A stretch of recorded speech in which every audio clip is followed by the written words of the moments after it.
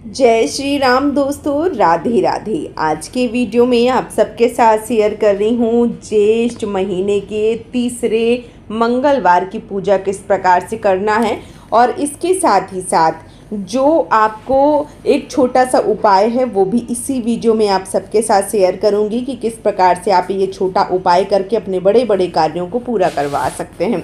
बहुत ही सरल पूजा विधि जो है वो मैंने शेयर करी है, बहुत कम सामान में पूजा जो है वो शेयर करी है। चलिए देखते हैं कैसे पूजा करना है। सबसे पहले एक चौकी जो है वो लगा लेना है। कोई भी जगह जो है वो सुनिश्चित कर लीजिए, पवित्र कर लीजिए, चौकी लगा लीजिए, थोड़ा सा आसन दीजिए और फिर वहाँ पे हनुमान जी को विराजमान कर लीजिए। भगवान भोलेनाथ के साथ में स्वरूप के रूप में पूजे जाते हैं भगवान हनुमान जी, तो आप इनकी पूजा जो है वो ज़रूर करें। यहाँ पे थोड़े से चावल रख के मैंने फ़ोटो स्थापित की है। फिर जो धूप दीप और जो मान लीजिए धूप दीप है वो रखा हुआ है। ठीक है, अब हमें क्या करना है, थोड़ा सा आसन देना है और यहाँ पे हमें अपने गणपति जो है वो विराजमान करना है। क्योंकि गणपति प्रथम पूज्य हैं हमारे, तो किसी भी पूजा में सबसे पहले गणपति भगवान की पूजा अर्चना की जाती है। ठीक है, तो इस प्रकार से आपको गणपति भगवान रखना है। आपके पास हनुमान जी का कोई भी विग्रह है, फोटो है, तस्वीर है तो आप वो ले सकते हैं। मेरे पास जो भी फ़ोटो थी मैंने वहाँ पे रखी हुई है। ठीक है, तो इस प्रकार से आपके पास जो भी है वो आप रखें और उनकी जो पूजा है वो करें। हनुमान जी की पूजा करने से विशेष फलों की प्राप्ति होती है। घर में अगर नकारात्मक कोई भी किसी भी प्रकार की ऊर्जा है, कोई भी शक्ति है, तो हनुमान जी की पूजा करने से आपका घर जो है वो पवित्र हो जाता है। नकारात्मक शक्तियाँ जो हैं वो घर से चली जाती हैं। इसलिए अपने घर में एक हनुमान जी की फ़ोटो, विग्रह, तस्वीर जो भी है वो ज़रूर रखना चाहिए। इस बात का विशेष रूप से ध्यान जो है वो आपको रखना चाहिए। ठीक है, तो यहाँ पे मैंने जो चौकी है वो रख दी है। अब हम सर्वप्रथम स्नान करवाएंगे। तो एक लोटा शुद्ध जल लिया है, इसमें हम पुष्प डालेंगे और भाव स्वरूप हम पहले दीपक को, फिर गणपति भगवान को, फिर हनुमान जी को स्नान जो है वो करवाएंगे। भाव से स्नान करवाएं, बहुत ज़्यादा गीला ना करें, इस बात का विशेष रूप से ध्यान रखें। सबसे पहले स्नान जो है वो हमने यहाँ पर करवा दिया है। अब हमें क्या करना है, अब स्नान करवाने के बाद में जो वस्त्र हैं वो समर्पित किए जाते हैं। तो कलावा रूपी वस्त्र या जो भी सफ़ेद पीला कोई कपड़ा है वो भी आप समर्पित कर सकते हैं। यहाँ पे मैं वस्त्र रूपी कलावा समर्पित कर रही हूँ। तो हनुमान जी को मैंने पहले से ही कलावा समर्पित करके रखा हुआ है। गणपति भगवान और दीपक को हमने यहाँ पे कलावा जो है वो वस्त्र के भाव से जो है वो समर्पण कर दिया है। और अब हम क्या करेंगे, अब हम जो मान लीजिए कि पुष्प हैं वो चढ़ाएंगे। तो जो भी आपको मिल जाते हैं पुष्प वो आपको ज़रूर रखने हैं। तो यहाँ पे जो मुझे मिल गए हैं, गर्मी बहुत ज़्यादा है तो जो मिल जाए आपको वो ज़रूर चढ़ाएं। यहाँ पे मैंने जो पुष्प हैं वो गणपति भगवान को, हनुमान जी को, इसके साथ ही साथ जो हमने दीपक लिए हैं उन सबको भी जो पुष्प है वो ज़रूर समर्पित करना है।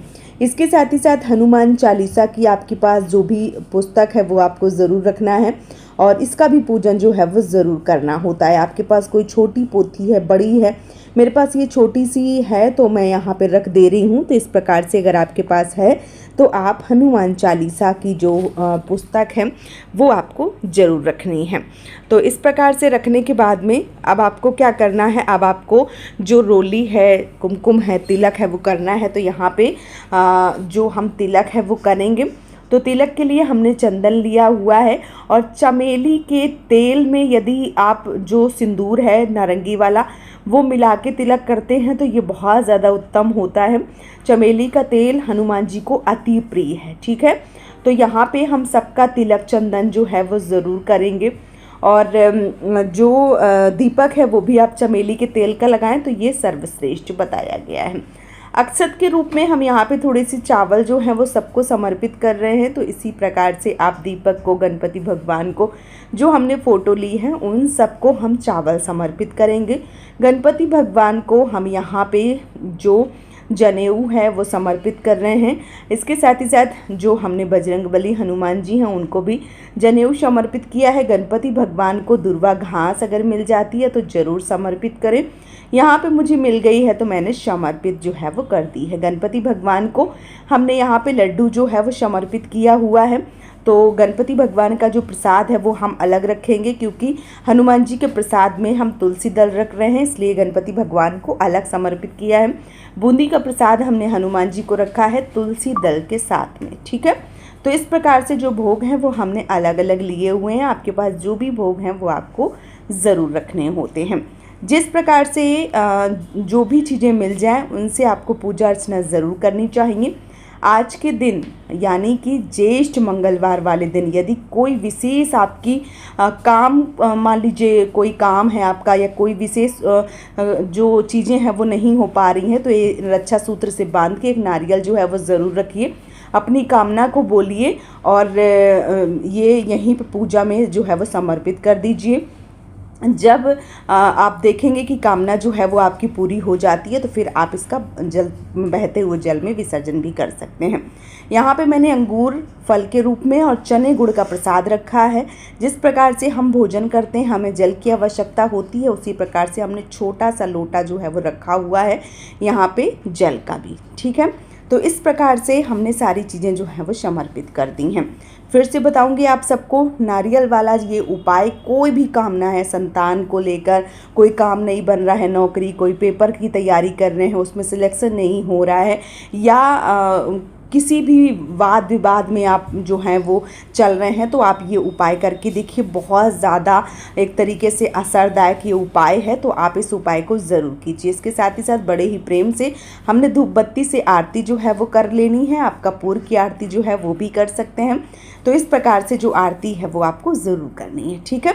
अब इसके साथ ही साथ आप यहाँ पे हनुमान चालीसा का पाठ कर सकते हैं, या आप हनुमान जी के विशेष मंत्रों का जाप कर सकते हैं, या जो भी आप पढ़ना चाहते हैं इस दिन, गीता या रामायण जो भी पढ़ना चाहते हैं वो भी पढ़ सकते हैं।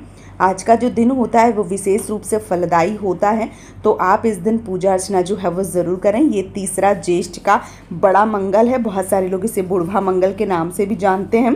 इस बार 8 मंगल पड़ रहे हैं, बहुत शुभ समय जो है वो आया हुआ है। तो आप कोई भी किसी भी प्रकार का उपाय कीजिए, पूजा अर्चना कीजिए और हनुमान जी को प्रसन्न कर लीजिए। बहुत ही सरल तरीके से मैंने यहाँ पे पूजा विधि आप सबको बता दी है, और उम्मीद करती हूँ कि आप सबको ये पूजा विधि पसंद आई होगी। वीडियो यदि आप सबको पसंद आया है तो आप मेरे चैनल से जुड़ जाइए, ताकि आपको सही समय पे सही और सटीक जानकारी मिलती रहे। जो भी पूजा विधि हैं, कथाएं हैं, वो मैं अपने चैनल पर डालती रहती हूँ। यदि आप इस चैनल से जुड़े रहेंगे तो आपको समय आने पर संपूर्ण और सही जानकारी जो है वो मिलती रहेगी। तो आप इस चैनल पे नए आए हैं तो सब्सक्राइब करिए, वीडियो को लाइक कीजिए और हमसे जुड़ जाइए। वीडियो कैसा लगा है हमें ज़रूर बताइए। वीडियो पसंद आया है तो चैनल को सब्सक्राइब करके वीडियो को लाइक कीजिए। बहुत जल्दी मिलूंगी एक और नए वीडियो के साथ में, तब तक के लिए जय श्री श्याम।